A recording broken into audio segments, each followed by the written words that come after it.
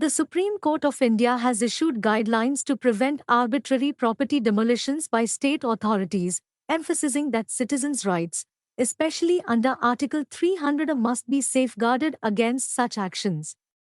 In a ruling led by Chief Justice D.Y. Chandrachud and Justices J.B. Pardiwala and Manoj Misra, the court condemned bulldozer justice, stating that it is incompatible with a lawful, civilized society.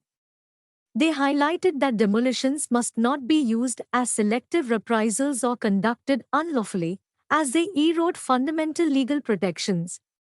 Outlining some mandatory steps for demolitions, the top court said that the government must verify land records and maps, conduct an encroachment survey, issue written notices, consider objections with reasoned decisions, allow adequate time for voluntary compliance, and legally acquire additional land, if necessary.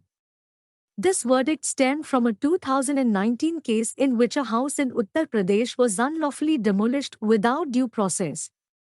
The court ordered the UP government to compensate the affected party with 25 lakh rupees and pursue disciplinary and criminal actions against the involved officials and contractors.